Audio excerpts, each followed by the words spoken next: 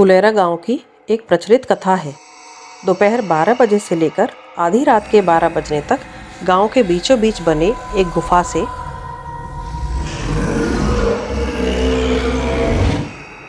अजीब गरीब आवाज़ें आती है। इन आवाज़ों में इतना दर्द होता है कि सिर्फ सुनने से ही दिल की धड़कन तेज हो जाए। इस गुफा से गुजरने वाले हर शख्स को उसका नाम उस गुफा के अंदर गूंजता सुनाई देता है। पिछले 37 सालों से इस गुफा के अंदर से भयानक आवाज़ें और खतरनाक हरकतें होए जा रही हैं। साल 2015 की बात है, जब दो पैरानॉर्मल इन्वेस्टिगेटर राजू और अनमोल को इस गुफा का रहस्य जानने के लिए बुलाया जाता है। दोनों गुफा की ओर जाते हैं। तभी गांव के एक आदमी उन दोनों से कहता है, साहब जी, आप लोग अंदर जाने की जिद छोड़ दो। अभी भी कह रहे हैं, इस गुफा का सच बहुत खतरनाक है।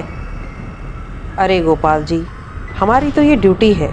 हमारा डिपार्टमेंट हमें जो टास्क देता है उसे पूरा तो करना ही होगा।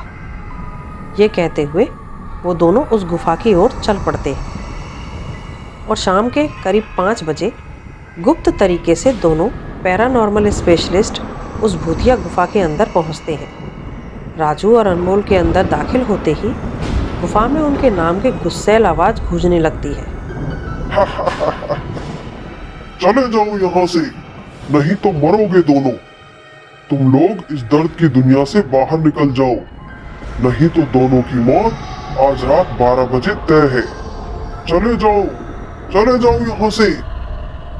यार राजू, ये गुफा कितनी अजीब है। आज तक ऐसा कोई केस हैंडल नहीं किया जहाँ बेजुबान गुफा धमकी देती हो। भूतिया जगह हमेशा अजीब और खतरनाक ही होती है दोस्त।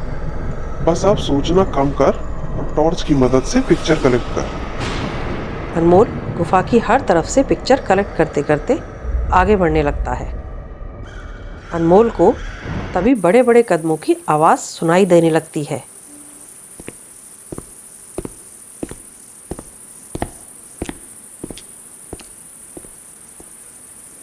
ये आवाज़ उसके ठीक बगल से आ रही थी। वो उस आवाज़ का पीछा करते करते गुफा के आखिरी ओर पहुंच जाता है। उसे गुफा के अंत में एक दरवाज़ा दिखाई देता है। उस दरवाजे पे लिखा था, दूसरी दुनिया का दरवाज़ा। अनमोल मन ही मन ये सोच रहा था कि ये दरवाज़ा कहीं दूसरी दुनिया का तो नहीं।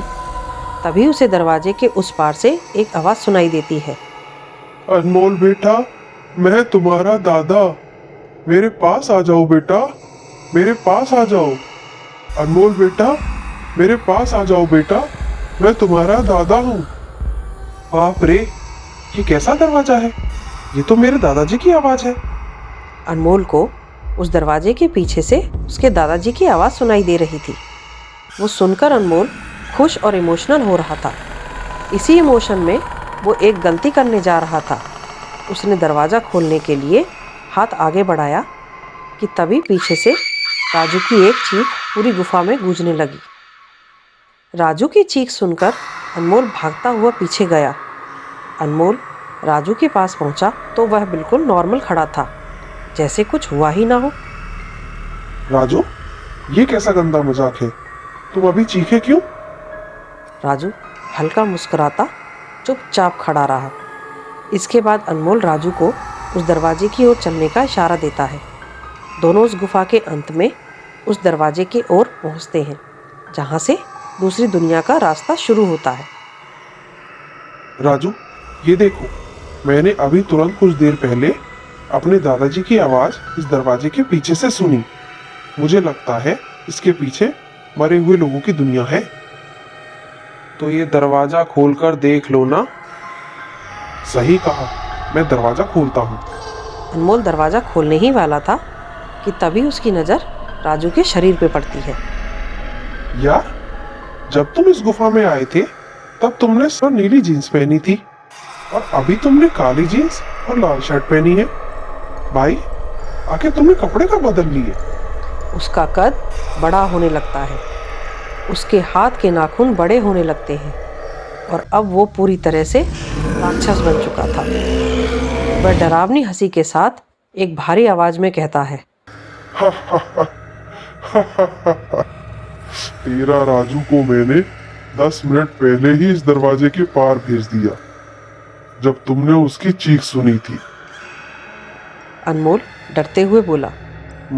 मतलब कि तुमने राजू को मार डाला? तुझे कोई शक है तो जा, इस दरवाजे के उस तरफ तुझे तेरा दोस्त वही मिलेगा। जिस दुनिया से तू आया है वहां मरने से पहले लोग रहते हैं, और अब तू जिस दुनिया में जाएगा वहां मरने के बाद लोग रहते हैं। मौत की दुनिया में तेरा स्वागत है।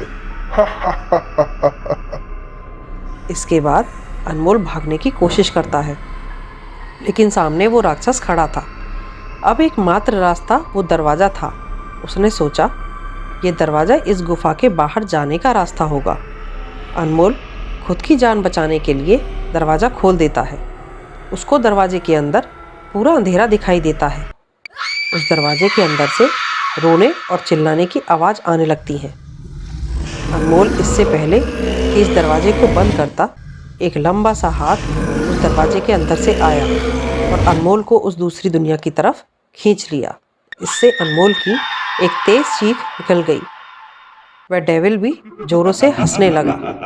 आज तक कई लोगों ने गुफा के अंदर जाकर उसके रहस्य को जानने की कोशिश की है, लेकिन कोई भी उस गुफा के रहस्य को जान नहीं पाया।